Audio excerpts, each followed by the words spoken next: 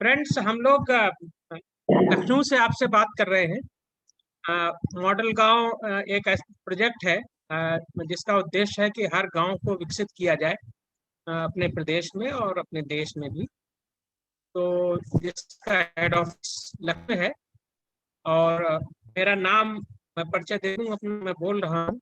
मेरा नाम मुनीश गंगवा है और मैं नाबार्ड नाबार्ड का नाम मेरा आप लोगों ने सुना हो, तो नाबार्ड से चीफ जनरल मैनेजर की कैपेसिटी से रिटायर हुआ हूँ और अभी मॉडल गांव से जुड़ा हुआ हूँ और इसीलिए मैं आपसे बात करने के लिए आज यहाँ हूँ। तो ये जो हो सकता है कि आप लोगों ने एक दो लोग ऐसे हो सकते हैं जिन्होंने मॉडल गांव के बारे में कुछ पढ़ रखा हो, सुन रखा हो, लेकिन चूंकि सभी नौजवान हैं इसलिए हम पूरी कहानी फिर से दोहराएंगे कि मॉडल गांव क्या है, क्यों है, हम किस लिए मॉडल गांव की बात कर रहे हैं और ये इसकी शुरुआत कहाँ से हुई। तो अंकित गौड़ जी को मैं धन्यवाद देता हूं कि उन्होंने ये बैठक ऑर्गेनाइज की है, कोऑर्डिनेट की है और आज डिटेल में ये चर्चा करेंगे कि जो मॉडल गांव की बात हम लोग कर रहे हैं वो क्यों कर रहे हैं और कहाँ से ये शुरुआत हुई है। और उसके बाद एक हमारे पास प्रेजेंटेशन है, हम प्रेजेंटेशन के माध्यम से आपसे बात करेंगे जिससे चीजें स्पष्ट रहे। सभी लोग मेरी आवाज सुन पा रहे हैं? ऐसा मैं मान कर चलता हूँ, ठीक है। तो जैसा शब्द है मॉडल, ओके ओके जी, okay, thank you very much. तो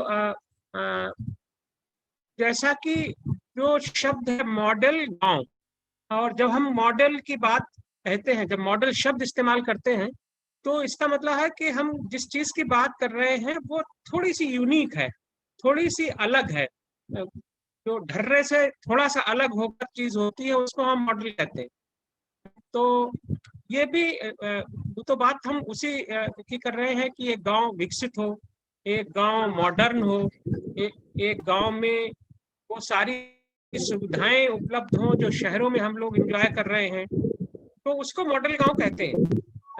शहर में आप देख रहे हैं कि शहर की जो जिंदगी है और गांव जिंदगी है इसमें आसमान फर्क है, क्योंकि जो मूलभूत सुविधाएं शहर में उपलब्ध हैं वो गांव में है।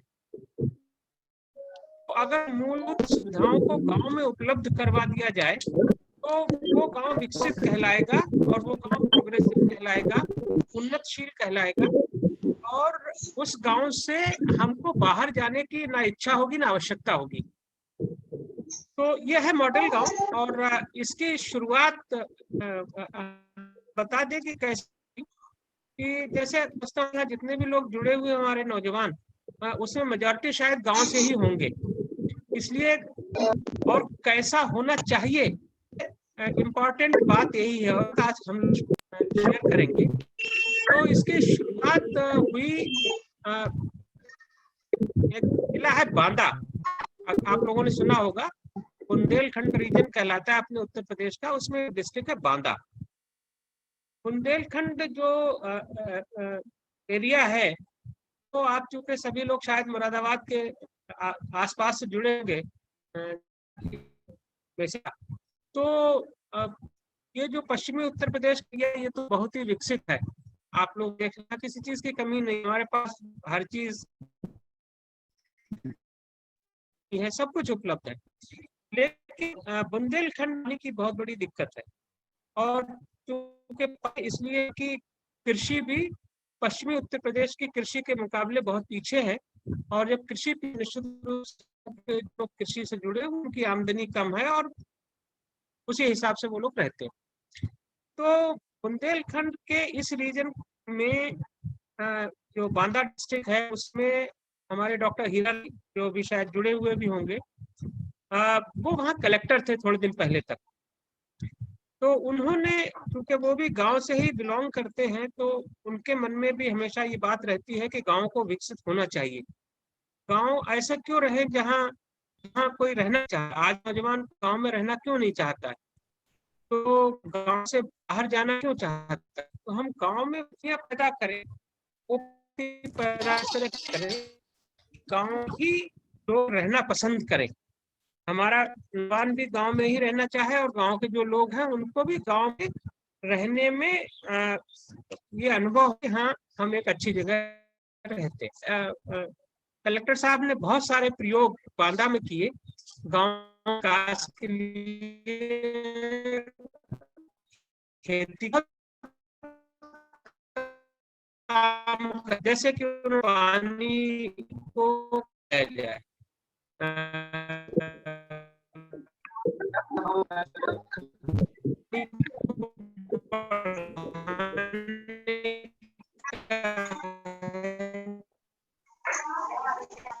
सर आपकी आवाज नहीं आ रही है।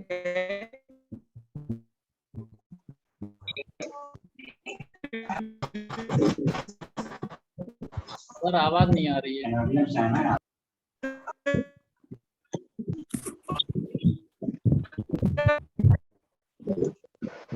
सर बस चुप हो रही है।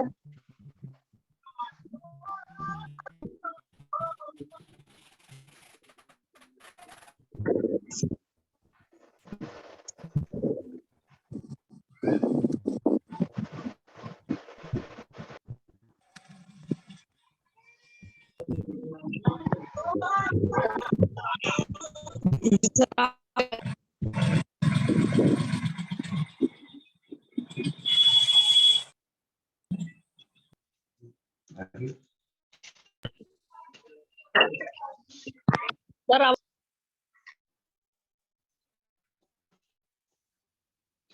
लाइव हेलो सर जी, आवाज नहीं आ रही आप।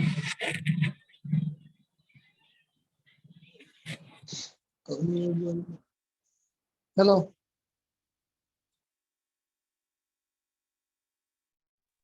में टेक्निकल इशू होने की वजह से मे भी जो है सर का कनेक्शन कट गया है। अभी लाइन पे रहिए, मे भी शायद सर अभी आ जाएंगे। Okay okay okay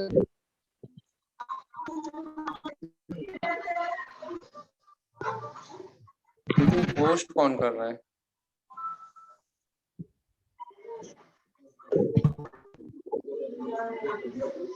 Priyank host जो है मॉडल गांव के जो लोग हैं वही कर रहे हैं।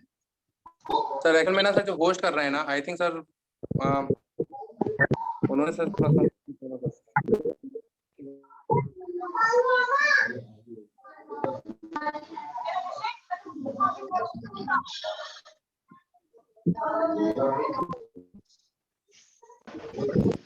क्या मॉडल गांव के जो होस्ट हैं वो हमें सुन पा रहे हैं? जी सर। तो सर आप प्लीज सभी का पहले म्यूट कर दें वहां से, और जो हमारे रिसोर्स पर्सन है आप प्लीज उनसे रिक्वेस्ट करें कि दोबारा से अपना स्टार्ट करें। जी जी सर। सर जुड़ रहे हैं सर, कुछ टेक्निक प्रॉब्लम हो रही है सर।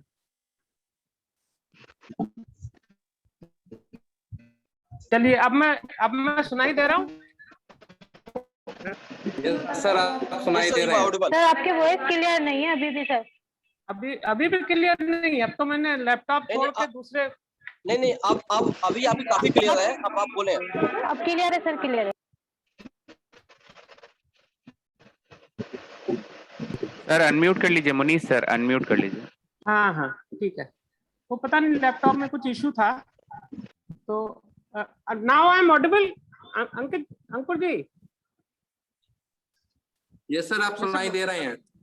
Okay okay. तो जैसा मैं कह रहा था कि ये जो मॉडल गांव है हम लोग जो बात कर रहे हैं, तो इसकी शुरुआत हुई बांदा जिले से, जहां हीरालाल जी हमारे कलेक्टर थे और उन्होंने गांव को के विकास के लिए, हम सब लोग गांव से जुड़े हुए हैं, हम सबकी इच्छा होती है कि हमारा गांव विकसित हो, हमारा गांव भी वैसा हो कि जहां जो शहर में सुविधाएं हैं वो गांव में भी उपलब्ध हो।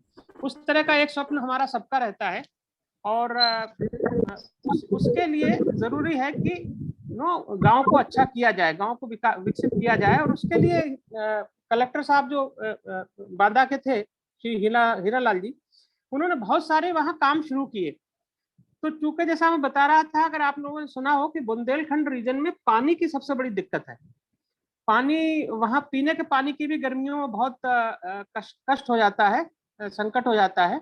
और पानी की कमी की वजह से बुंदेलखंड का ज्यादातर रीजन ऐसा है, ज्यादातर एरिया ऐसा है जहाँ फसल एक ही फसल होती है। जैसे हम लोग तो अपने ये पश्चिमी उत्तर प्रदेश में 2 फसलें तो आम है, 3 फसलें भी करते हैं, तो वहाँ एक ही फसल हो पाती है। जैसे बांदा जिले में है तो वो जिसको मोनोक्रॉप एरिया कहते हैं। तो निश्चित रूप से जब एक ही क्रॉप होती है तो लोगों की इनकम कम है, गरीबी ज्यादा है, और उसी हिसाब से गांव की स्थितियां वैसी ही हैं। तो माननीय कलेक्टर साहब ने जो वहाँ कार्य किए, उसमें एक बहुत बड़ा काम उन्होंने किया कि वाटर टेबल, जो ग्राउंड वाटर टेबल है, उसको कैसे बढ़ाया जाए। तो हम लोग सब जानते हैं कि हम पानी पैदा नहीं कर सकते, हम पानी को बचा सकते हैं। तो और बचाएं, कौन सा पानी बचाएं? तो पानी वो बचाएं जो ईश्वर ने हमको दिया है, प्रकृति ने हमको दिया है। तो प्रकृति ने पानी कहाँ दिया है? प्रकृति ने पानी तालाबों में इकट्ठा किया है, नलों में इकट्ठा किया है, कुओं में इकट्ठा किया है, रिवर्स में किया है, नदियों में किया है। तो अगर हम इन जो हमारे ये स्रोत हैं पानी के, इनका संरक्षण करें तो निश्चित रूप से ग्राउंड वाटर का टेबल बढ़ेगा और पानी की उपलब्धता बढ़ेगी। ये प्रयोग बांदा में बहुत सफलतापूर्वक किया गया और वहाँ लोगों को समझाया गया कि पानी का संरक्षण करें, जिससे कि वहाँ करीब पानी की जो वाटर टेबल था वो करीब 1 मीटर 35 सेंटीमीटर 1-1.5 साल में बढ़ गया। तो इस तरह के बहुत सारे प्रयोग वहाँ किए गए और लोगों को अच्छी पैदावार कैसे ली जाए इसके बारे में शिक्षित किया गया, ट्रेन किया गया। लोगों को दूसरी जगह जहाँ लोग अच्छी पैदावार ले रहे हैं वहाँ ले जाया गया, वहाँ लोग सीख के आए, उन्होंने अपने यहाँ अपनी खेती को अच्छा किया। तो ये सारे जो काम थे बांदा में हुए, तो वो कामों को देखते हुए हम लोग इस नतीजे पर पहुंचे कि पहली बात तो यह है कि गांव में सुधार संभव है। आप सब लोग यंग हैं, तो एक तो ये बहुत आवश्यक है, और आप सब लोग ज्यादातर लोग गांव के ही होंगे ऐसा मैं मानता हूँ, या गांव से कोई ना कोई संबंध जरूर होगा। तो एक तो यह है कि हम सब जो यंगस्टर्स हैं, बिकॉज चाहे देश हो चाहे समाज हो, देश और समाज को आगे बढ़ाने में भूमिका तो यंग लोगों की रहती है। जो ओल्ड लोग हैं वो केवल मार्गदर्शन कर सकते हैं, वो अपने जीवन का अनुभव आपसे बांट सकते हैं, वो आपको दिशा दे सकते हैं, लेकिन मेहनत करने का काम यंग आदमी ही कर सकता है, यूथ ही कर सकता है, जो कि आप लोग हैं। तो इसका मतलब यह है कि अगर देश को आगे बढ़ना है, गांव को विकसित होना है, समाज को आगे बढ़ना है, तो इसमें भूमिका यूथ की सबसे ज्यादा है। इसीलिए ये जरूरी है कि हम सब जो यंग लोग हैं अपने दिमाग को ये डायरेक्शन दें कि परिवर्तन संभव है और गांव को विकसित किया जा सकता है। तो इस सोच के साथ हम लोग आगे बढ़ें, और इसी सोच को आगे बढ़ाने के लिए मॉडल गांव का पूरा प्रोजेक्ट बनाया गया है। ये जो परियोजना मॉडल गांव की हम लोग चला रहे हैं, ये इसी विचार पर और इसी सोच पर और इसी मान्यता पर आधारित है कि अगर हम लोग डिसाइड कर ले तो परिवर्तन संभव है और परिवर्तन लाया जा सकता है, और परिवर्तन शॉर्ट टाइम में भी लाया जा सकता है। तो ये थी इसकी बैकग्राउंड की, कहाँ से हम लोगों को मॉडल गांव की जो सोच है वो कहाँ से विकसित हुई। तो हम लोगों ने जो गांव बांदा में जितने भी प्रयोग किए गए और जो सफल रहे, तो वो जो प्रयोग हुए वो पूरे बांदा में तो कोई प्रयोग हुआ नहीं था। कुछ प्रयोग कुछ गांव में हुए, कुछ प्रयोग दूसरे गांव में हुए, इस तरह से अलग अलग जगह पे वो प्रयोग हुए। तो हम लोगों ने कहा कि अगर ये सब प्रयोग हम लोग एक ही गांव में करें और हर गांव में करें तो निश्चित रूप से गांव की तस्वीर बदली जा सकती है और गांव को विकसित किया जा सकता है। जैसे कि अगर भू संरक्षण का काम गांव में हो, सफाई का काम उसी गांव में हो, एजुकेशन में सुधार का काम उसी गांव में हो, एम्प्लॉयमेंट जनरेशन का काम उसी गांव में हो, तो ये सब चीजें अगर एक ही गांव में की जाए तो निश्चित रूप से गांव विकसित हो सकता है। इसी सोच के साथ हम लोगों ने इस परियोजना को बनाया है और इस परियोजना को इसके लिए इसको इम्प्लीमेंट किया जा रहा है। आप लोगों से जुड़ने का आज मकसद यही है कि हम आपके सोच में इस विचार को डालें कि जहां हम रहते हैं, जिस गांव में हम रहते हैं, वहां हम अपनी जिम्मेदारी निभाएं, और अगर हम डिसाइड कर लें कि हमारे गांव में भी अच्छा काम होना चाहिए तो हो जाएगा। कैसे होगा वो हम लोग इसमें डिस्कस करेंगे। तो इसके इस सोच को आप तक पहुंचाने के लिए हमने आज की ये बैठक आपके साथ अरेंज की थी कि आपसे हम इस पर बात करें और आप इस विचार को अपने गांव तक ले जाएं और जो जहां भी आपका परिचय हो वहां तक इसको ले जाएं। तो ये बैकग्राउंड थी। तो इसमें सबसे पहला जो आप लोग किसी से डेवलपमेंट की बात करो, किसी से भी हम बात करते हैं, एक नेचुरल सवाल आता है, अरे साहब पैसा कहाँ से आएगा? अगर कोई विकास करेंगे तो पैसा कहाँ से आएगा? लेकिन आप खुद सोचिए, गांव में बहुत सारे काम ऐसे हैं जो बगैर पैसे के हो सकते हैं, बहुत सारे काम ऐसे। जैसे मान लीजिए कि हम सफाई की बात करें तो गांव में सफाई रखने के लिए पैसे की जरूरत नहीं है। गांव में सफाई रखने के लिए जरूरत इस बात की है कि हर आदमी ये तय करे कि हम गंदगी नहीं करेंगे। हम सब लोग, गांव में एक परंपरा है कि सुबह को भी घर में सफाई की जाती, झाड़ू लगती है, और शाम को भी लगती है। घर सबके साफ रहते हैं गांव में। अंदर घर गंदा नहीं मिलेगा, गंदी मिलेगी सड़क, गली, क्योंकि वो कूड़ा हम गली में डालते हैं और ये हम अपनी जिम्मेदारी से मुक्त हो जाते हैं कि गली हमारी नहीं है इसलिए हमको साफ करने की जरूरत नहीं है। लेकिन हम उसी में से निकलते रहते हैं, सबको उसी में से निकलना है। तो अगर हम गंदगी नहीं करें तो सफाई होने लगेगी और इसके लिए किसी पैसे की जरूरत नहीं है। इसमें केवल अपनी आदत बदलने की जरूरत है। दूसरा यह है कि गांव में ही जो रिसोर्सेज हैं उनको ही हम इस्तेमाल करें, उन सबको इकट्ठा करें। जो जितने रिसोर्सेज गांव में उपलब्ध हैं तो उनको इकट्ठा करके उनका इस्तेमाल करें तो परिवर्तन लाना संभव है। ठीक है, बहुत बड़े परिवर्तन के लिए हो सकता है कि बाद में पैसे की जरूरत हो, जो बाहर से भी आने की आवश्यकता हो। तो भारत सरकार बहुत सारे पैसे गांव के लिए देती है, आप हम और सब जानते हैं, उसमें जाने की जरूरत नहीं है। तो पैसे की भी कमी नहीं है गांव में आजकल। जैसे हम जानते हैं कि क्योंकि गांव की जो अब व्यवस्था है, सरकारी पंचायती राज व्यवस्था, अब वो उसी स्तर की है जैसे कि एक प्रधानमंत्री देश चला रहा है, एक मुख्यमंत्री प्रांत चला रहा है। उसी तरह गांव का जो प्रधान है वो गांव की जो गवर्नमेंट है उसका हेड है।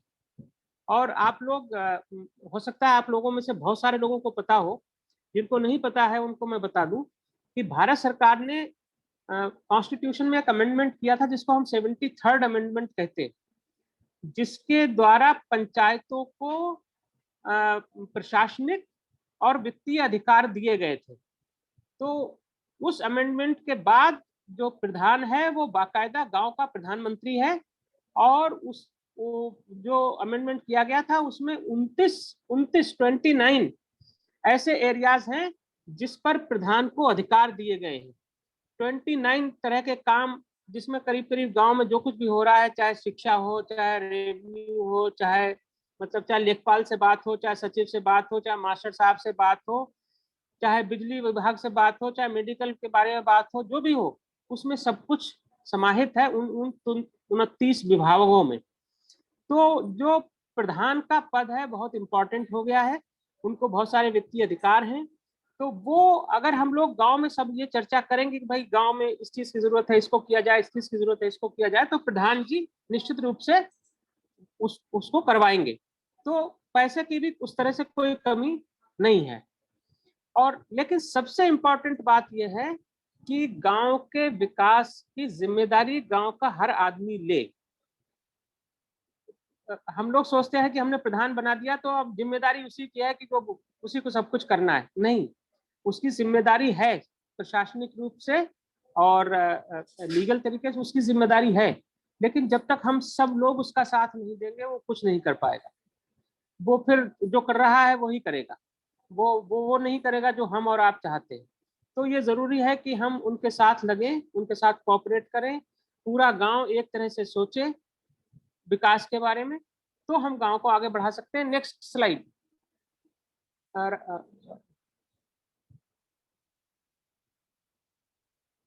कुलवंत, हाँ नेक्स्ट।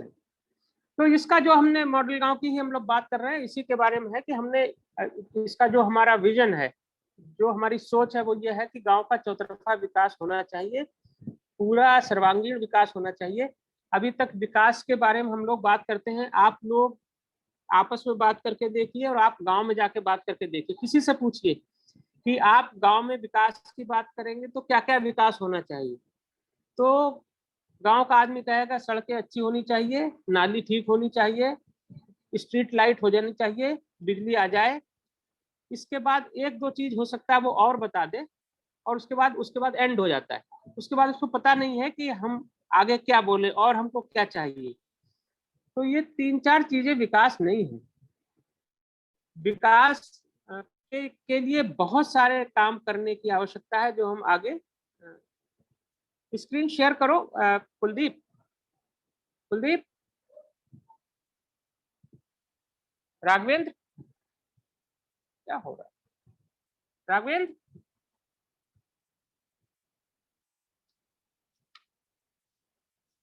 Hello hello.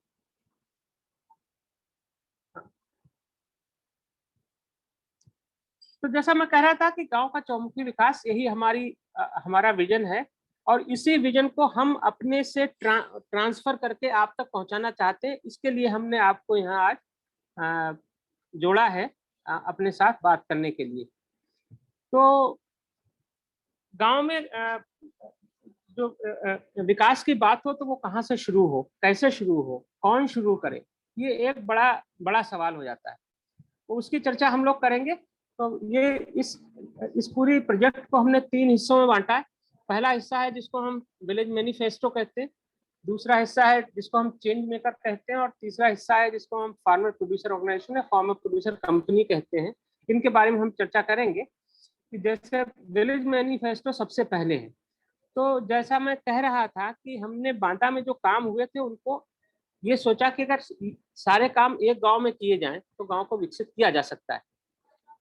तो वो क्या काम है, कौन कौन से काम है, तो उनकी हमने एक लिस्ट बनाई और हमने देखा कि करीब उसमें 25 एक्टिविटीज हैं जिनको करने की आवश्यकता है।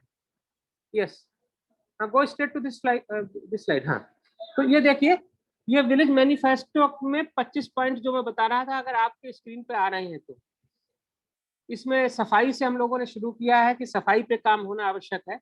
गांव में सफाई रहे, सबको सफाई अच्छी लगती है, लेकिन सफाई सफाई के लिए सबको ये तय करना पड़ेगा कि हम गंदगी नहीं करें। और ये बताने के लिए आप गांव वालों को समझा सकते हैं। आप यंग हैं, यूथ हैं, पहले अपने एज ग्रुप के लोगों को समझाइए और उसके बाद बड़ों को भी समझा दीजिए।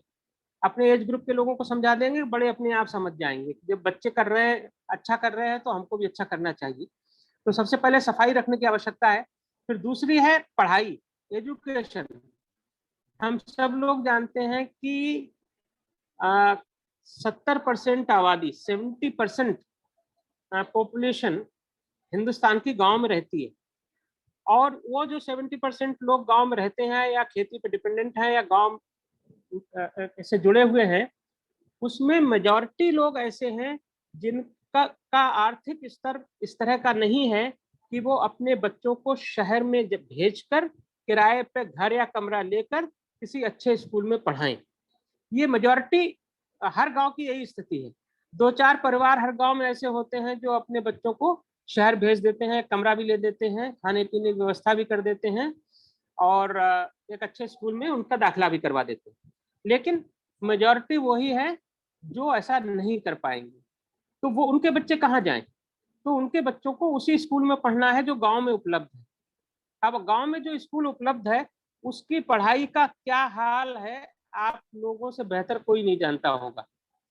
हमारी पढ़ाई गांव के स्कूल में हुई थी 50 साल पहले। उस समय स्कूल बहुत अच्छा चला करते थे। मैं भी गांव में 8वीं क्लास तक पढ़ा।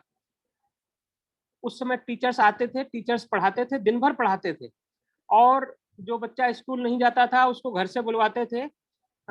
ये सब कहानी उस समय की थी। लेकिन आज बच्चा स्कूल नहीं जा रहा है तो ना तो अभिभावक को कोई चिंता है, ना टीचर को कोई चिंता है, ना बच्चे को कोई चिंता है कि स्कूल में टीचर आ रहा है कि नहीं आ रहा है, इसकी चिंता ना टीचर को है ना अभिभावक को है। टीचर अपनी सैलरी लेने आता है, अभिभावक ने अपने बच्चे को स्कूल भेज दिया, वो अपनी सोचता है कि हमारी जो जिम्मेदारी है वो समाप्त हुई।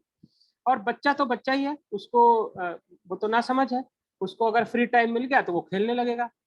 तो ये जरूरी है कि गांव की जो पढ़ाई का स्ट्रक्चर है, वहाँ जो स्कूल है वो स्कूल अच्छा चले, वो स्कूल अच्छा चले। इसके लिए आवश्यक है कि जो भी लोग जिनके बच्चे वहाँ पढ़ रहे हैं वो उसमें इंटरेस्ट लेना शुरू करें, देखें हमारा बच्चा स्कूल जा रहा है कि नहीं जा रहा है, स्कूल में साफ सफाई है कि नहीं है, बच्चे की बैठने की व्यवस्था है कि नहीं है, टीचर आ रहा है कि नहीं आ रहा है तो पढ़ा रहा है कि नहीं पढ़ा रहा है। इस सब पे अगर गांव के लोग नजर रखना शुरू कर देंगे तो गांव के स्कूल में पढ़ाई अच्छी हो जाएगी। हम लोग गांव के स्कूलों में भी पढ़े हैं और शहर के स्कूलों में भी पढ़े हैं और अपने बच्चों को शहर के स्कूलों में पढ़ाया है।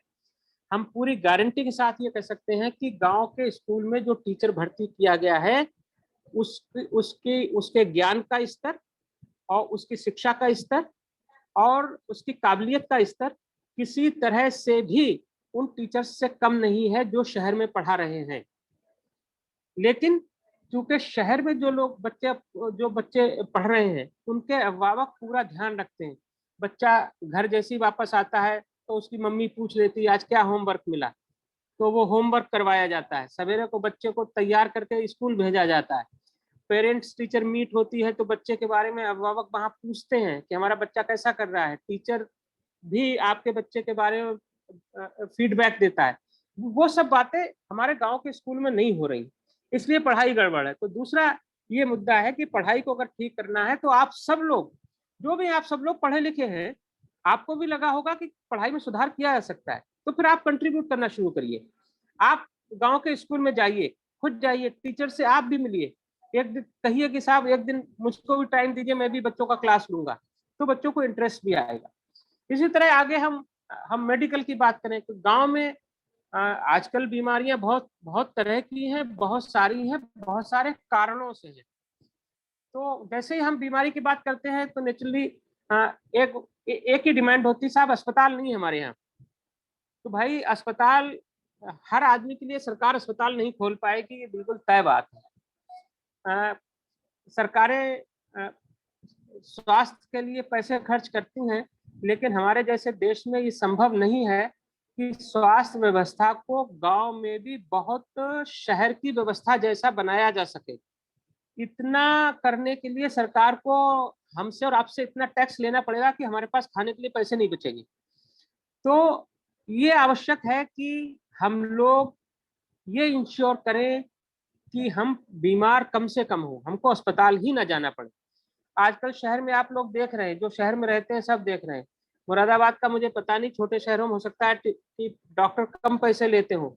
हम लोग लखनऊ से बोल रहे हैं, लखनऊ में कोई भी डॉक्टर जिसने MBBS लिख लिया अपने नाम के आगे और जिसके क्लिनिक में आप घुस गए, छोटी सी दुकान है उसने बना रखी है, तो वो 500 रुपए से कम कोई नहीं लेता है। आपका हाथ पकड़ेगा, बुखार देख लेगा, खांसी देख लेगा, 500 रुपए ले लेगा एक, तुरंत 500 से शुरुआत होती है। तो गांव में कितने लोग हैं भाई जो ये अफोर्ड कर सकते हैं कि 3 बार अगर डॉक्टर के पास जाना पड़े तो 1500 रुपए दे आए? नहीं कर सकते।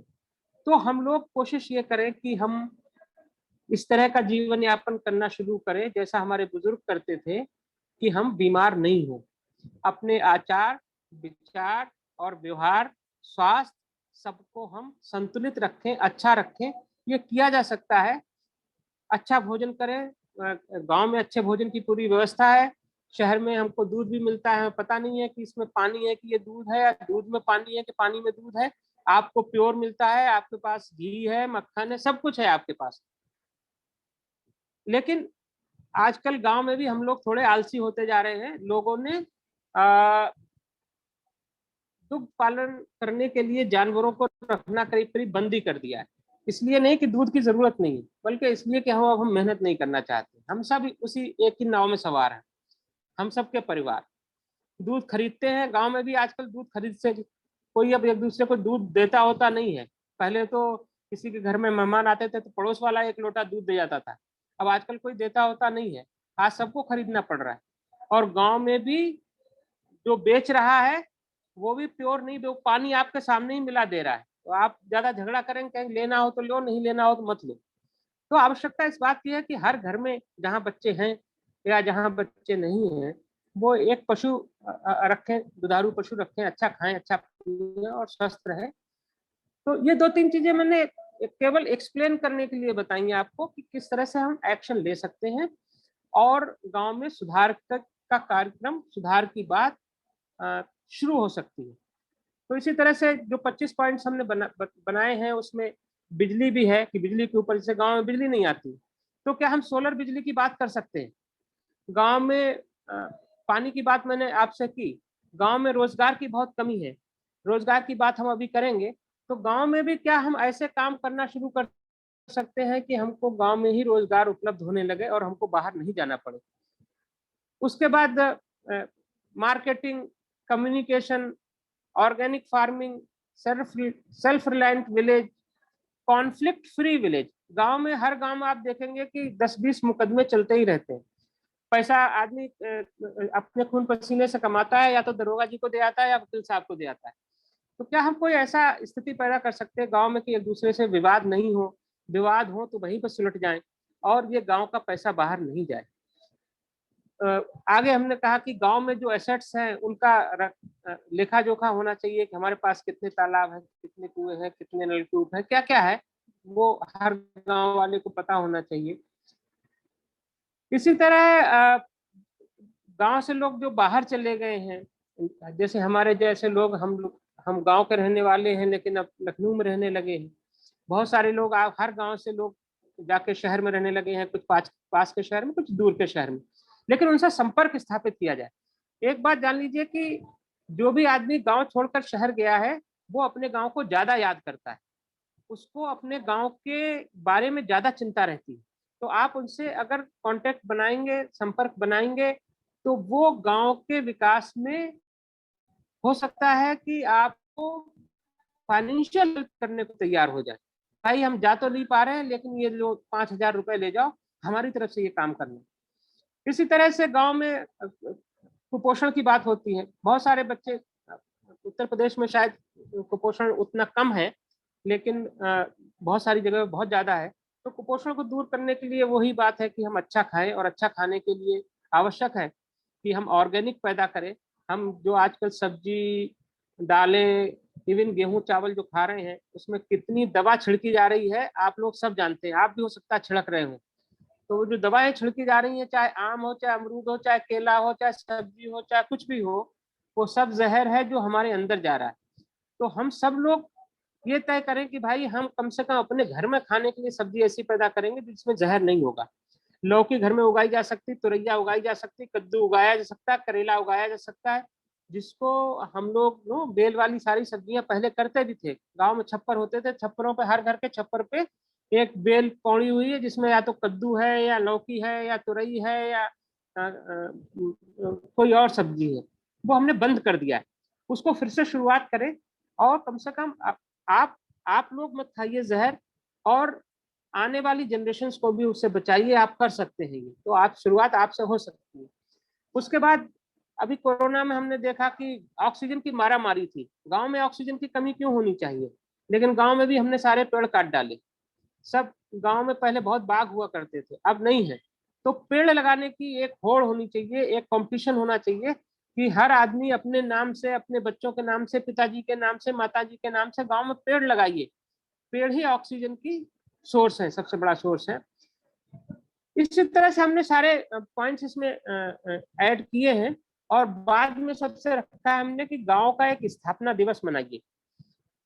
हर गांव में आप लोग, गांव के सभी लोग मिलकर तय कर ले कि गांव का एक स्थापना दिवस डिसाइड कर लिया जाए, साल का एक दिन, कि इस दिन हम सब लोग इकट्ठे होंगे गांव में और एक उत्सव की तरह वहां एक दूसरे से मिलेंगे, जो गांव में रह रहे हैं और जो गांव से बाहर रह रहे हैं। तो निश्चित रूप से आपको अच्छा लगेगा, आपको you will feel proud of your village. ये करके देखिए, इन सब पे काम थोड़ा करने की सोचिए। तो सबसे पहला यह है कि आप इन मुद्दों को खुद पढ़िए। मॉडल गांव की हमारी वेबसाइट है modelgaon.org, MODELGAON, modelgaon.org। तो उस पर जाइए और उस पर मॉडल गांव के बारे में सारा डिटेल है, उसको पढ़िए।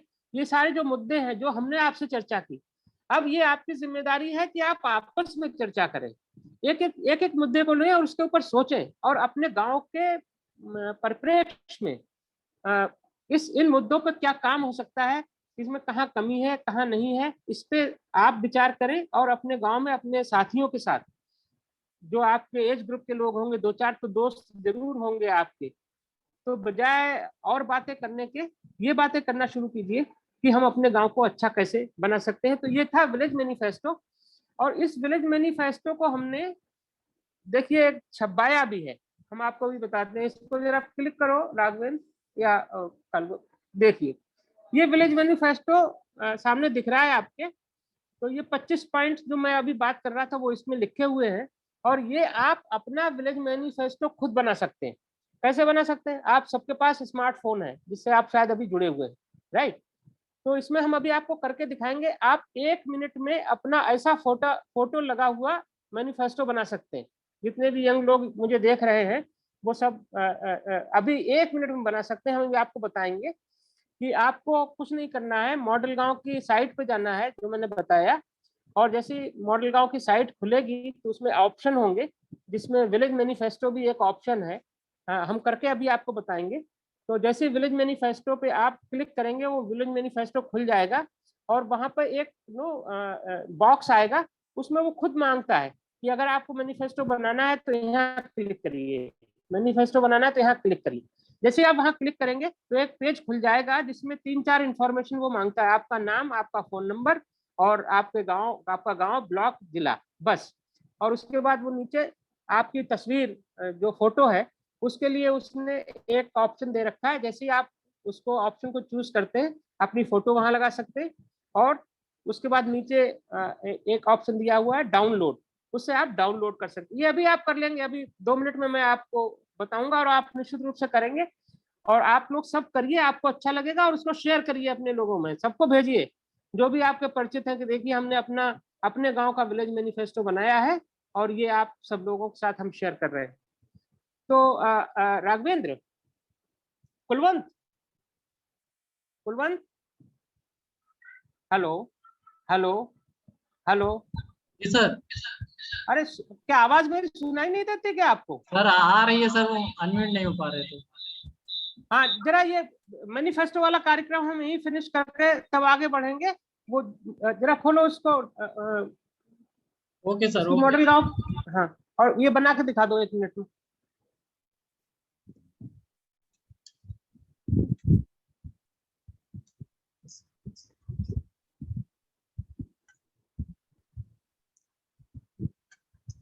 हाँ,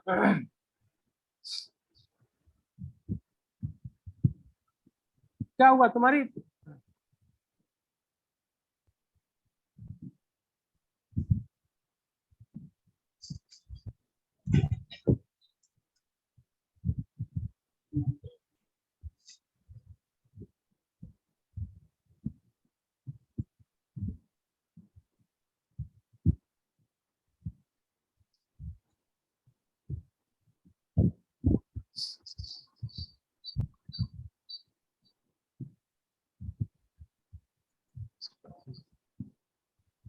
देखिए, मैं आपको कह रहा था कि जैसे ही आप modelgaon.org पे जाएंगे ये स्क्रीन ऐसे खुल जाएगा।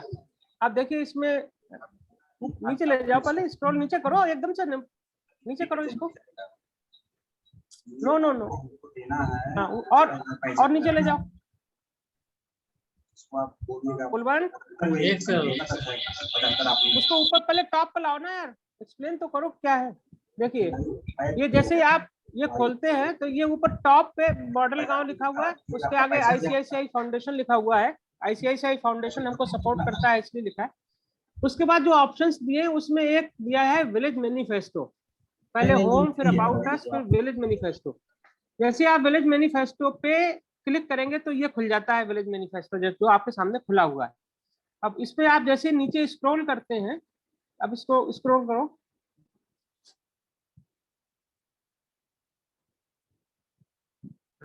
अब देखिए ये पॉपअप कर रहा है, यहाँ पे एक ब्लिंक कर रहा है ना, ऐसे ऐसे लिखा click here to generate your village manifesto. जैसे वहां आप क्लिक करते हैं वैसे एक ये छोटा सा फॉर्मेट खुल जाता है कि fill up the form given below. इसमें पहले अपना फोन नंबर, फिर अपना नाम, फिर अपना ईमेल एड्रेस, फिर अपना पिन कोड, अपने जिले का नाम, ब्लॉक का नाम, स्टेट, और उसके बाद लिखा है चूज फाइल। जब आप चूज फाइल पर जाएंगे तो हाँ, इस पे जाके आप अपना फोटो, जहां भी आपका फोटो कहीं प्रिजर्व करके रखा है आपने, उस फाइल को खोलिए और वहां से फोटो को पिक कर लीजिए। हाँ, अपना तुम्हारा फोटो नहीं है राघवेंद्र, कुलदीप? कुलदीप कुलवंत कोई भी फोटो सिलेक्ट कर दो, कोई भी फोटो। कोई फोटो, हाँ कुलवंत कोई फोटो सिलेक्ट करो। राइट, देखिए अब ये जो सज्जन हमारा ये चला रहे हैं पीपीटी, उनका ये फोटो आ गया। अब ये फोटो के साथ आपका विलेज मैनिफेस्टो बन गया। जैसे आपने चूज किया फाइल, ये फोटो लग गया। अब इसके नीचे दिया गया है डाउनलोड, नीचे इसका एक ऑप्शन है डाउनलोड। जैसे ही आप डाउनलोड को चूज करते हैं तो वो डाउनलोड हो जाता है, वो आपके फोन में आ जाता है और फिर उसको आप शेयर कर सकते हैं। तो मेरा आप सब लोगों से रिक्वेस्ट है कि जैसे ही ये बैठक खत्म हो वैसे ही आप सब लोग अपना अपना विलेज मैनिफेस्टो बनाइए। modelgaon.org, उस पर जाइए, उस पर विलेज मैनिफेस्टो कोई क्लिक करिए, उसके बाद नीचे ऑप्शन आएगा, उसमें जाइए और ये विलेज मैनिफेस्टो आपका बन गया। तो ये हो गया विलेज मैनिफेस्टो। इसकी बात हम लोगों ने लंबी इसलिए की कि सबसे इंपॉर्टेंट बात यह है कि हम लोग सोचना शुरू करें, हम लोग सोच के स्तर पर बदलाव लाएं। और वो बदलाव तभी आ सकता है कि जब हम ये विकास की बातें करें। और विकास की बातें किस बात पर हो, ये जो हमने मुद्दे बताए कि इतने मुद्दों पर चर्चा हो, विकास की बात हो, तो गांव को डेवलप किया जा सकता है। अब दूसरा हमारा पार्ट इसका है चेंज मेकर का, जो आप सब लोग, जिसकी भूमिका हम आप सब लोगों से एक्सपेक्ट करते हैं कि आप चेंज मेकर की भूमिका में आ जाएंगे। चेंज मेकर क्या है कि अब हम लोगों ने बात की आपसे विलेज मैनिफेस्टो को कि विकास विकास विकास, एक माहौल गांव में बन गया कि वही विकास होना चाहिए, माहौल बना दिया आपने। अब जो बाहर से आदमी जाता है, हमारा जैसा आदमी गांव में जाएगा, तो वो जाएगा 2 घंटे आपसे बात करेगा, गांव वालों से बात करेगा और वापस आ जाएगा, राइट। लेकिन वहां 24/7 दिन रात वहीं रहने वाला कोई व्यक्ति जो विकास की बात करे वो कौन हो, तो वो वही व्यक्ति हो सकता है जो उस गांव में रहता है, जो आप है। तो ये जो चेंज मेकर है जिसकी बात हम कर रहे हैं, वो व्यक्ति है जो अपने गांव के बारे में सोचता है, जो ये सोचता है कि हमें गांव का विकास करने में मेरी भी भूमिका होनी चाहिए। हर गांव में ऐसे लोग हैं, आपके जैसे लोग और अच्छे लोग, जो पैशनेट हैं, जिनको जुनून है कि गांव में कुछ अच्छा होना चाहिए, जो कमिटेड हैं, जो सोशली ओरिएंटेड हैं कि समाज को अच्छा बनाना है, इसमें हम अपनी भूमिका कैसे तलाश करें। तो हम सब लोग जब यंग होते हैं, आपकी उम्र में होते हैं, तो हम सबसे बड़ी हमारी प्रॉब्लम यही होती है कि हम आपकी भूमिका तलाश करते करते अपने यूथ गुजर जाता है और हमको भूमिका ही हमारी नहीं मिल पाती कि हम क्या करें। तो ये मॉडल गांव जो है वो आपको ये प्लेटफॉर्म प्रोवाइड कर रहा है कि आप अपनी भूमिका, आपकी भूमिका हमने चुन ली है, आप खुद को गांव का चेंज मेकर बनाइए। मतलब आप गांव का वो आदमी बनिए कि गांव में किसी को किसी तरह की समस्या हो, उसका सलूशन आपके पास होना चाहिए। इसके लिए जरूरी है कि आप अपना अपना अपना सूचना तंत्र, अपनी नॉलेज, आजकल की दुनिया में नॉलेज इज पावर, जिसके पास नॉलेज है वही ताकतवर है, जिसके पास नॉलेज नहीं है वो ताकतवर हो ही नहीं सकता। आप अपनी नॉलेज को बढ़ाइए। नॉलेज बढ़ाने के आजकल 1000 तरीके हैं। ये हम लोगों का बचपन नहीं है जहाँ केवल अखबार होता था या जनरल नॉलेज किताबें बिकती थी मार्केट में जो हम पढ़ते थे, या रेडियो से समाचार मिलते थे। आज तो तमाम तरह के संसाधन उपलब्ध हैं जिनसे नॉलेज मिलती है।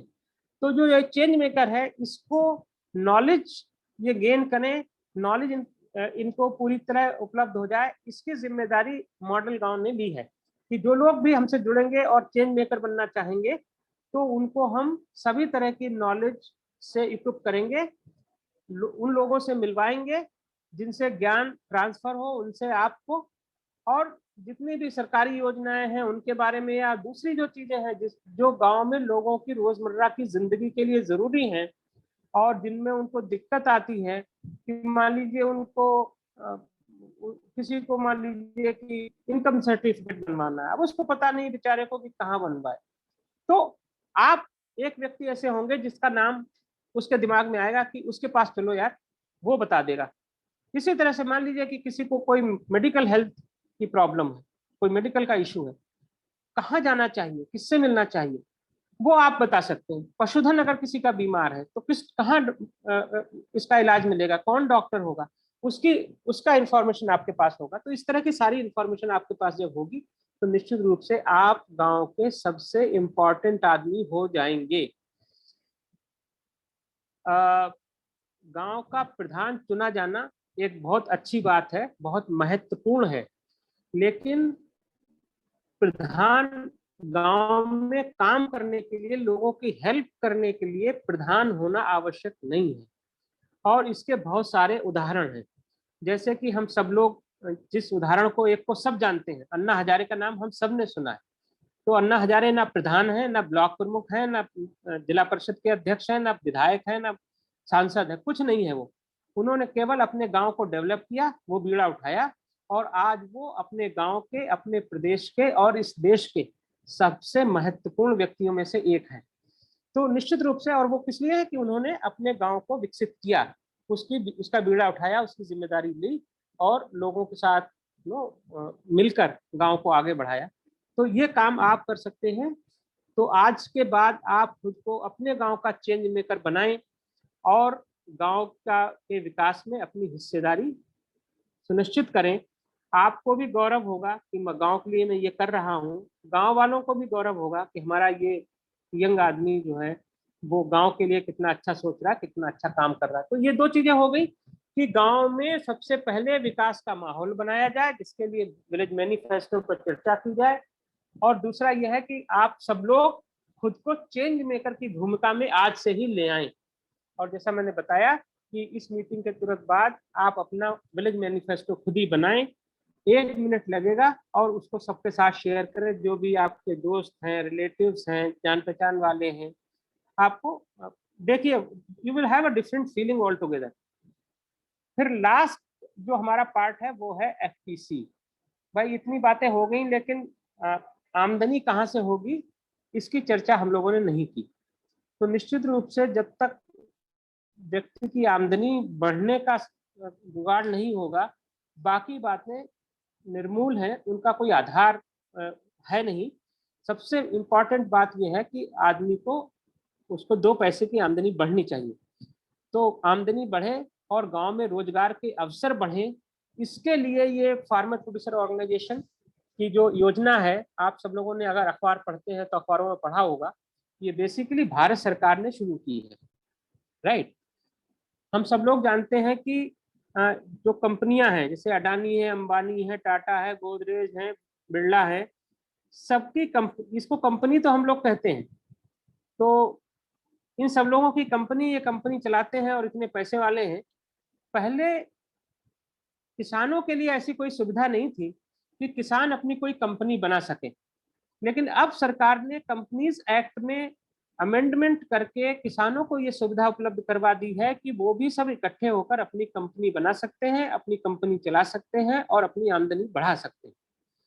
तो ये जिसको हम लोग फार्मर प्रोड्यूसर कंपनी या किसान उत्पादक कंपनी कहेंगे, किसान उत्पादक संगठन और किसान उत्पादक कंपनी कहते हैं।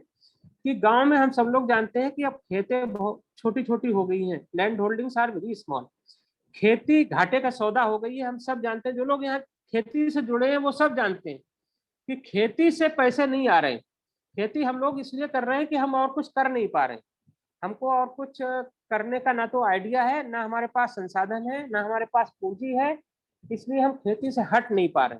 लेकिन अगर हमारे पास पूंजी हो, संसाधन हो, मौका हो, तो गांव में हर आदमी खेती छोड़ देगा। तो इसका मतलब ये हुआ कि खेती घाटे का सौदा है, और घाटे का सौदा कोई नहीं करना चाहते, घाटे का काम कोई नहीं करना चाहता, हर आदमी लाभ का काम करना चाहता है। तो अब पॉइंट यह है कि हम और कुछ कर नहीं सकते और खेती में घाटा है, तो क्या किया जाए। तो इसका मतलब यह है कि हमको जो कुछ भी करना है वो खेती में ही, हमारी लड़ाई का मैदान ही खेती है, हमको खेती में ही करना पड़ेगा, खेती को ही सुधारना पड़ेगा, खेती को ही खेती व्यापार बनाना पड़ेगा, कि हम खेती को खेती की तरह नहीं करें कि धान बोआए खाने भर को हो गए, हम उसको व्यापार की तरह करें। कल हम लोग शाम को एक बैठक कर रहे थे जिसमें ऑल इंडिया से लोग जुड़े हुए थे, तो उसमें बहुत सारे लोगों का ये विचार था कि हम गांव में, हमारी प्रॉब्लम ये है कि खेती से आमदनी इसलिए भी नहीं बढ़ पा रही है कि हम जो भी पैदा करते हैं उसको रॉ ही बेचने की कोशिश करते हैं।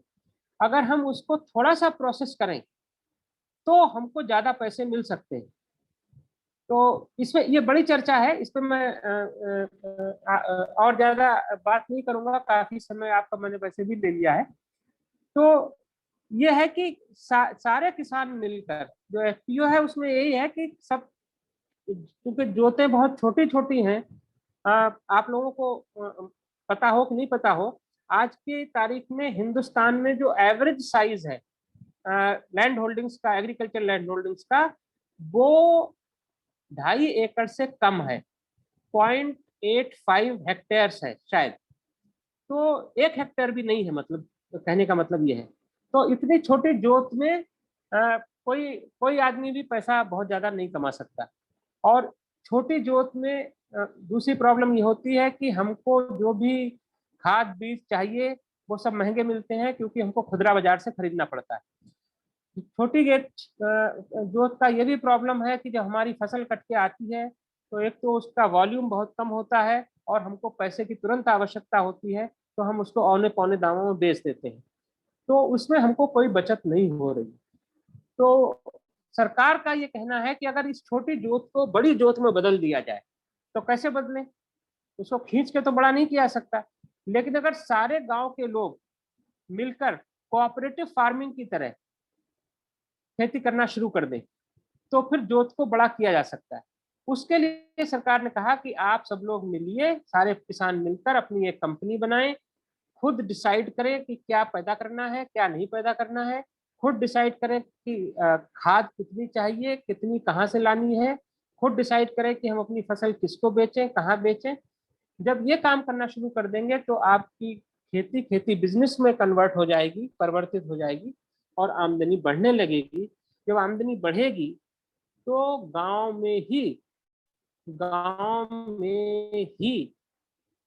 एम्प्लॉयमेंट के अवसर भी उपलब्ध होना शुरू हो जाएंगे। जैसे अगर एक गांव में एक एफपीओ बन जाता है, एफपीसी बन जाता है, तो उसमें तुरंत 3 या 4 लोगों को एम्प्लॉयमेंट मिल जाता है तुरंत। उसमें एक उसका मैनेजर होता है, एक उसका अकाउंटेंट होता है, एक उसका ऑफिस अटेंडेंट होता है, वगैरह वगैरह। और जैसे जैसे उसकी बिजनेस बढ़ेगी तो मैन पावर की जरूरत पड़ेगी और गांव में ही वो मैन पावर भी उपलब्ध होगी, तो किसी को भी गांव छोड़ने की आवश्यकता नहीं होगी।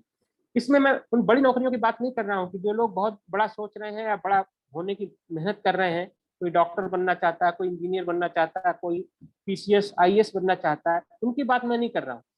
मैं उनकी बात कर रहा हूँ कि जो लोग उतने पढ़े लिखे नहीं हैं और जिनको गांव में रहने की ही मजबूरी है। तो अभी स्थिति है कि क्योंकि अपने गांव में एम्प्लॉयमेंट नहीं है, इसलिए 10,000 की नौकरी करने, 12,000 की, 15,000 की नौकरी करने कोई सूरत जा रहा है, कोई बॉम्बे जा रहा है, कोई दिल्ली जा रहा है। ये जाने की आवश्यकता बिल्कुल नहीं पड़ेगी अगर हम लोग गांव की खेती को खेती व्यापार में बदल देंगे। तो ये मॉडल गांव का जो फ्रेमवर्क था वो मैंने उसके बारे में बताया। अब इसमें हाँ, थोड़ा मैं अब मुख्य बात तो मैंने बता दी। अब मैं केवल इतना जल्दी से बता देता हूँ कि हम गांव में किस किस से मिल रहे हैं और किस किस को हम ये बातें समझा रहे हैं। तो हम किसानों को ये बात समझा रहे हैं कि आप अपना एफपीओ बनाइए, एफपीसी बनाइए, जो मैंने आपसे किया। हम प्रधानों से सीधा संवाद कर रहे हैं कि अपने गांव को मॉडल गांव बनाइए, उनके पास सोच भी है, संसाधन भी हैं, और आपके जैसे लोग अगर नौजवान उनसे जुड़ेंगे तो उनको थोड़ा सा मोटिवेशन भी होगा। तो प्रधानों से जुड़ रहे हैं हम लोग, महिलाओं को जोड़ रहे हैं, शायद यहाँ भी एक दो महिला बहनें हमारी जुड़ी हुई हैं उन, क्योंकि महिलाओं का भी बहुत बड़ा रोल है डेवलपमेंट में, तो उनसे बात कर रहे हैं।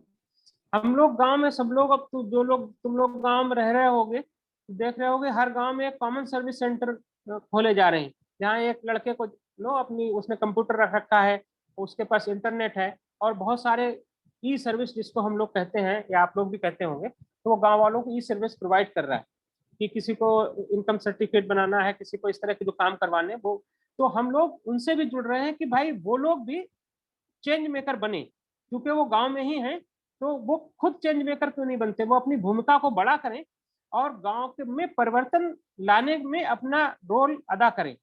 और इसी तरह जो आखिरी स्तंभ है वो एनवाई के नेहरू युवा केंद्र के लोग, आज हम मुरादाबाद से जुड़े हैं, इसी तरह हम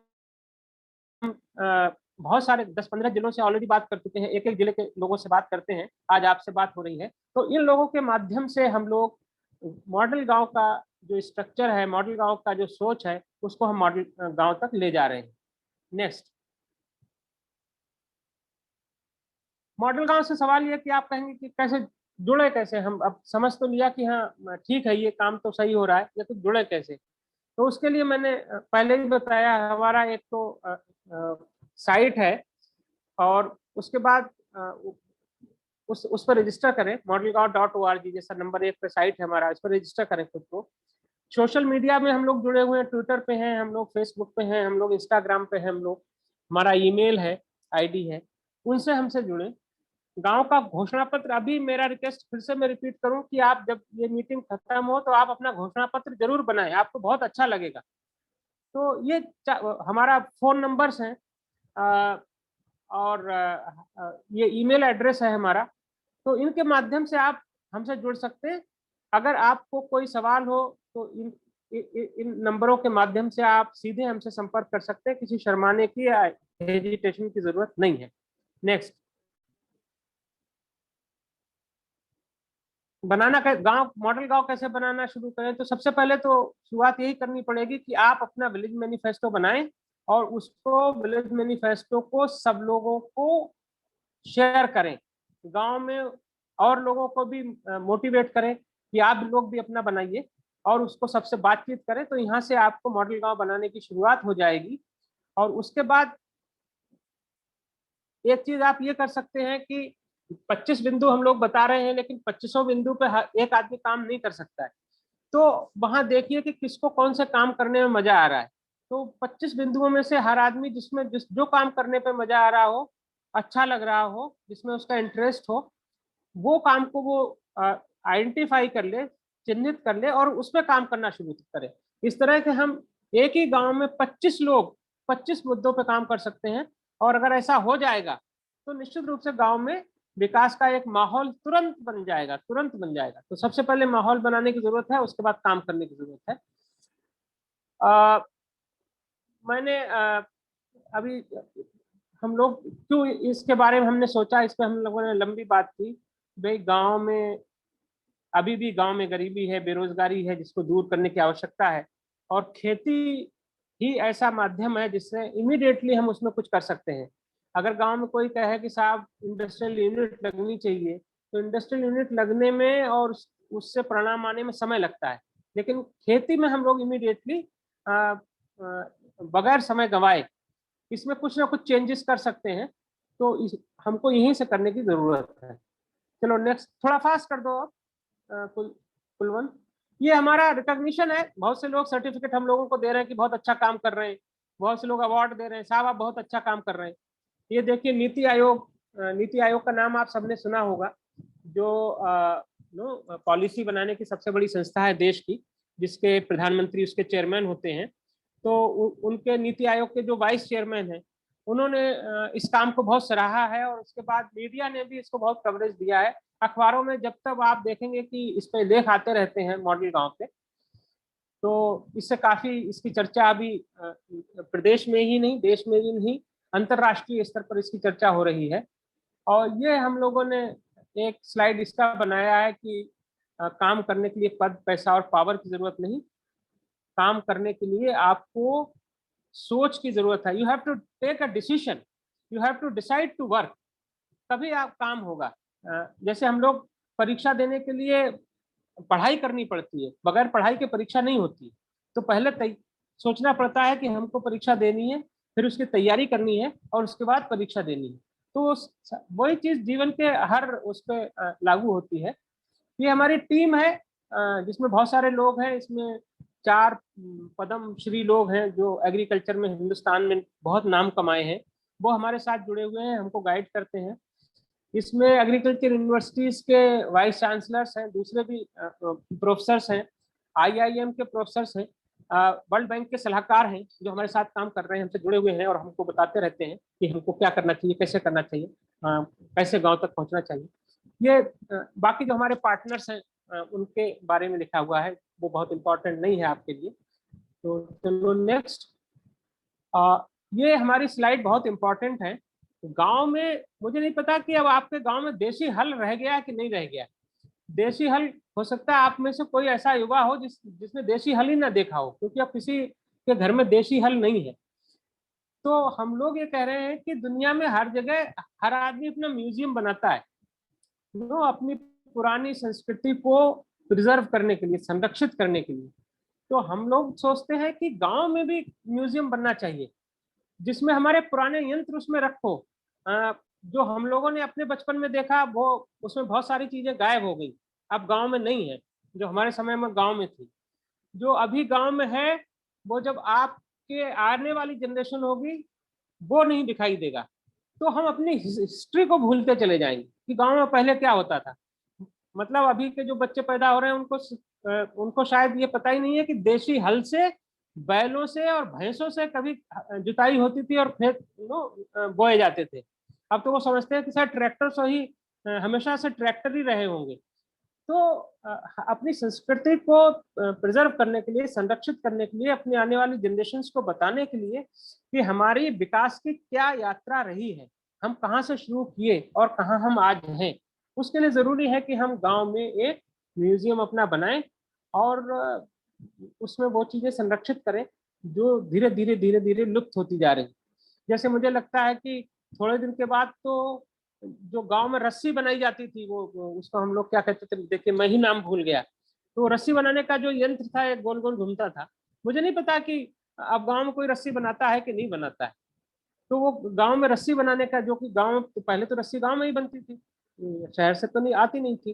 तो इस तरह के वो छोटे छोटे यंत्र थे जो बड़े यूजफुल थे, उन सबको प्रिजर्व किया जाए, जिससे कि आने वाली जनरेशन्स को ये पता लगे कि हमारे से पहले हमारे घर के लोग किस तरह से काम करते थे, उनके क्या संघर्ष थे, कितनी मेहनत से उन्होंने हमको यहाँ तक लाए। ये सब इतिहास उनको पता होना चाहिए। तो ये था हमारी मॉडल गांव के बारे में जो हम लोग कर रहे हैं, और जिसकी सूचना या जिसकी इंफॉर्मेशन हम आपसे शेयर करना चाहते थे। और इस उम्मीद से कि आप सब लोग अपने गांव को मॉडल गांव बनाने में अपनी भूमिका तय करेंगे, सुनिश्चित करेंगे। और एक भी काम अगर आप अपने गांव में अपने बलबूते पे अच्छा करवा पाए तो निश्चित मानिए कि आपको उससे बहुत सुकून, बहुत संतोष, बहुत सेटिस्फैक्शन मिलेगा।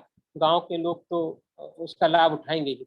तो मैं अपनी बात में ही समाप्त करता हूँ, काफी लंबी हो गई, इसके लिए आई एम सॉरी, क्योंकि वो इतनी बात करने के लिए थोड़ा टाइम लग जाता है। तो अब मैं चाहूंगा कि मेरी बात सुनने के बाद अगर आप लोगों के दिमाग में कोई सवाल आ रहे हो जो मुझसे पूछना चाहते हैं, तो फिर आप लोगों का स्वागत है। और आपसे मैं फिर से ये रिक्वेस्ट करूंगा कि इस मीटिंग के बाद मॉडल गांव की साइट खोलें, modelgaon.org, और उस पर अपना मैनिफेस्टो जरूर बनाएं, विलेज मैनिफेस्टो जरूर बनाएं और उसको शेयर करें, अपनी डीपी में डालें, दोस्तों को भेजें कि देखिए हमारा ये विलेज मैनिफेस्टो हमने बनाया है। तो इसके साथ मैं बात अपनी बंद करता हूँ। आप लोगों का कोई सवाल हो तो पूछे। सबसे पहले thank you so much sir, the kind of information which you have shared, because I am myself Ankit Kumar, I am the district officer Nehru वकील मुरादाबाद। अभी ये जो वॉलंटियर आपसे जुड़े हुए थे, ये सभी मुरादाबाद के अलग अलग ब्लॉक से हैं। मुरादाबाद में 8 ब्लॉक्स हैं और जो जी, जी। इंफॉर्मेशन आपने शेयर किया है, मुझे विश्वास है कि आज बहुत ही इम्पोर्टेंट ट्रेनिंग से आज इन लोगों को जुड़ने का मौका मिला है। और मैं कोशिश करूंगा कि आपका एक और जी, लेक्चर जी। एक बड़े प्रोग्राम के तहत एक बड़े लेवल पर, जहां पर कम से कम हमारे 100 से 150 तक वॉलंटियर जुड़ पाए, उनको हम जोड़कर हाँ, आपसे हाँ, करवाएं। नहीं बिल्कुल, और बिल्कुल, बिल्कुल, मेरा बिल्कुल। मेरा यहाँ पर बस एक सजेशन ये होगा, क्योंकि आप लोग बड़े लेवल पे काम कर रहे हैं, तो जी, जैसे प्रधानमंत्री जी ने एक चलाया था सांसद आदर्श गांव जी, योजना। अगर आप लोग जी, किसी फोरम पे आप लोगों से अगर सजेशन लिया जाए नीति आयोग में, तो मैं ये चाहूंगा कि जी, आप लोग ये जरूर कहें कि एक ग्राम प्रधान आदर्श गांव योजना जरूर चले, और ग्राम प्रधानों जी, को ये टारगेट मिले कि उनके पास जो 2-3 गांव उनके ग्राम पंचायत में होता है, तो कम से कम जी। वो एक गांव को तो 5 साल में आदर्श बना के दिखाएं, क्योंकि वो तो 25-25 साल से प्रधान बैठे होते हैं, और उनसे एक गौर या साहब आधा गांव जी, भी मॉडल नहीं बन पाता, और वो बने ही जी, जी। रहते हैं, और बार बार वही देखिए, दारू पिलाकर और वही पैसा बांटकर, पैजे बांटकर, मोबाइल बांटकर वो प्रधान बनते रहते हैं।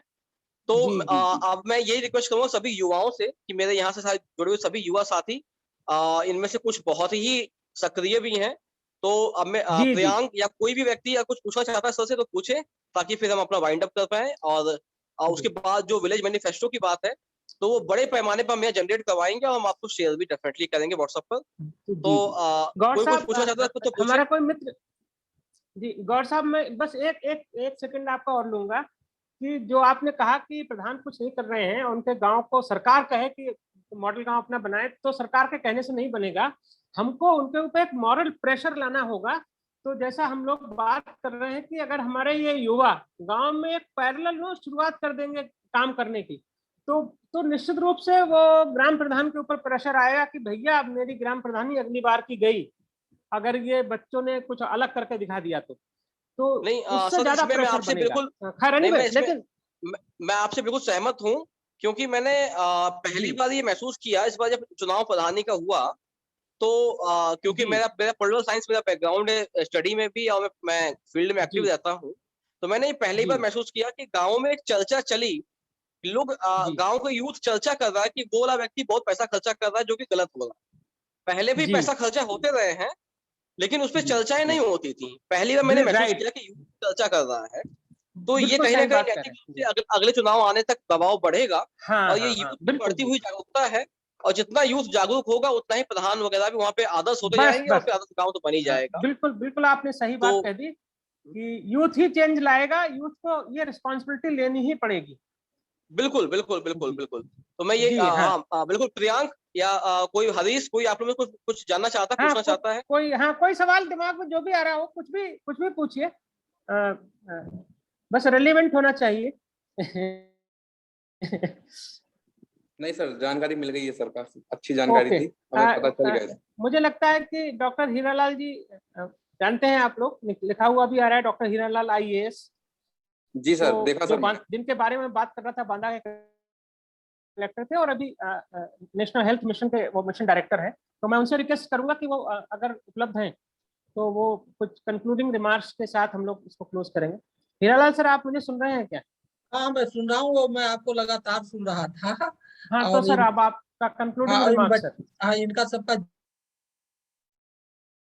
जोश भी मैंने देखा, और ये बात सही है हेलो। कि अब जो परिस्थिति हम लोग के सामने है, उसमें हमारे पास कोई ऑप्शन नहीं है। ऑप्शन यही है कि जो यूथ गांव में रह रहा है, और नेहरू युवा केंद्र की जिम्मेदारी है यूथ को खड़ा करना। अगर गांव में 10 यूथ खड़े हो गए, किसके सहारे? मॉडल गांव के सहारे, तो वो यूथ तो अपने आप को जो है बढ़ाएंगे ही बढ़ाएंगे, गांव को भी बढ़ाएंगे, और एक रिवॉल्यूशन आएगा। तो भी मैं सुन रहा था कि ये कह रहे थे कि जो है हम बड़े लेवल पर ये इसका करेंगे मीटिंग, ये अच्छी बात है। आज जो लोग जुड़े हैं वो लोग अपने गांव में इसको कहानी को शुरू कर दें। कहानी में शुरुआत करने में कुछ नहीं करना है, मॉडल गांव की साइट पढ़ लें, उस पर रजिस्ट्रेशन कर लें, जुड़ जाए, और उस गांव में विलेज मैनिफेस्टो बनवाना शुरू कर दें, जिससे एक माहौल बिल्डअप शुरू हो जाए। और दूसरा ये जो कह रहे हैं कि एक बड़े स्केल पे जिसमें 100 यूथ को जोड़ेंगे, ये बड़ी अच्छी शुरुआत है, और ये मतलब ये शुरुआत है, उसको आगे बढ़ाया जाए। तो मेरी शुभकामनाएं हैं। आप लोगों का जोश देख करके मुझे लग रहा है कि हम लोगों का ये जो आज बात हुआ है ये कामयाब होगा, इसका आउटकम बहुत अच्छा आएगा। दूसरी बात यह है, युवा के सामने और क्या चारा है। अगर वो गांव में रहता है और उसको अगर अकल मिल जाए, वो अकल से ज्ञान मिल जाए, ज्ञान शक्ति है, नॉलेज मिल जाए, नॉलेज इज पावर, और उस नॉलेज के थ्रू खुद को शक्तिशाली बनाए और आगे को और भी जो है पूरे गांव को बढ़ाए, तो क्या बुरा है। और यूथ को जब गांव में रहना ही है, वहीं उसको सब कुछ करना है, तो मॉडल गांव को सीढ़ी बना करके वो ऊंचाई पे जा सकता है, गांव को ऊंचाई पे ले जा सकता है, गांव की काया पलट कर सकता है। और गांव का वो अन्ना हजारे तो अपने गांव का विकास करके ही नाम कमाए हैं ना। तो हर यूथ को मॉडल गांव को सीढ़ी बना करके, मॉडल गांव का सहारा लेकर के क्या बनना चाहिए, उस गांव का अन्ना हजारे। तो मुझे यही कहना था। बहुत मुझे अच्छा लगा आप लोगों की बात देख करके, सुन करके, आप लोगों का जोश देख करके। लेकिन केवल बात करने से बात नहीं चलेगा, कि जैसे हम लोग बात करते हैं, सुनते हैं, अब इस पर अमल करिए, गांव में इसको लागू करिए। कोई दिक्कत हो तो मॉडल गांव की ऑफिस से बात करिए, हम लोग आपकी हैंड होल्डिंग करेंगे। धन्यवाद, thank you. Thank you sir. तो गौर साहब, अगर किसी को सवाल पूछना हो बच्चे को तो पर हम लोग उपलब्ध हैं, अदरवाइज सर मुझे लगता है आपकी कि सहमति से। सर मुझे लगता है कि शायद अभी अभी थोड़ा सा हेजिटेशन है उनमें, तो कोई बात मैं क्योंकि ये मेरे वो वॉलंटियर थे जो मतलब बिल्कुल प्लेटफॉर्म तैयार करते हैं। मैं जी सर, इनसे जी। डिस्कस करके बहुत जल्दी नेक्स्ट वीक में जी, एक जी, बड़े जी। पैमाने पर, अब मैं चाहूंगा कि उसमें ये ऑनरेबल हमारे पुराने मिशन डायरेक्टर सर फिर से जुड़े। आप तो नो डाउट वहां रहेंगे। हम इसको बड़े हाँ, पैमाने पर बड़ी संख्या में यूथ लेकर इसको हम जी, आगे जी, जी। बढ़ाएंगे। और शायद तब मैं इनसे कहूंगा कि लोग अपने पर्सनल साथ तैयार भी रहें अपने अनुभवों के आधार पर, तो फिर हम जुड़ेंगे और फिर आगे भी जी, जी। मार्गदर्शन आपका मिलेगा। और कोशिश रहेगी कि जो भी जैसे सर ने भी कहा कि सिर्फ बातें नहीं, अमल भी करना है, तो सर इसके लिए पूरा यथासंभव कोशिश रहेगी जी, कि अमल में भी लाया जाए। थैंक यू सो मच, जी। आप लोगों ने ये टाइम भी दिया। आप लोगों का चलिए, आप सभी मॉडल थैंक यू गांव गौर के जी। हाँ, पदाधिकारियों का थैंक यू सो मच। और हाँ, जितने भी यूथ आज हमारे साथ जुड़े, सबसे अगेन रिक्वेस्ट कि अपना अभी बनाइए मैनिफेस्टो और सबसे शेयर करिए, हमको भी भेजिए।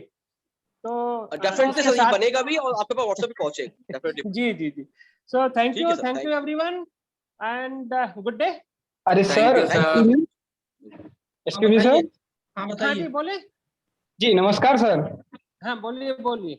जी जी जी। सर मेरा नाम हरीश कुमार है। मैं ये कहना चाहता हूँ सर, जैसे हमारे ग्राम प्रधान होता है जी, जी सर, हम ग्राम प्रधान को अपने कैसे स्वयं प्रेरित करें कि वो खुशी खुशी हमारी मदद करें और गांव का विकास भी करें। उसको हमारे हमारे मॉडल गांव से जोड़ दीजिए।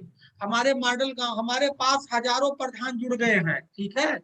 आप पहले उसको मॉडल गांव के पूरा ले जा करके समझाइए, बुझाइए, बताइए, और कह दो कि ये मॉडल गांव एक IAS अफसर चलाते हैं। मैं मुरादाबाद में रह चुका हूँ, संभल में ADM था, चंदौसी में था, ठाकुर द्वारा में था, मैं अपना पोस्ट भी। और अगर आप उसको मॉडल गांव पढ़ाएंगे, समझाएंगे, पहले तो उसका विलेज मैनिफेस्टो बनवा दीजिए ऑनलाइन। क्या आप उसका विलेज मैनिफेस्टो बनाइए, उसको पढ़ाइए, समझाइए।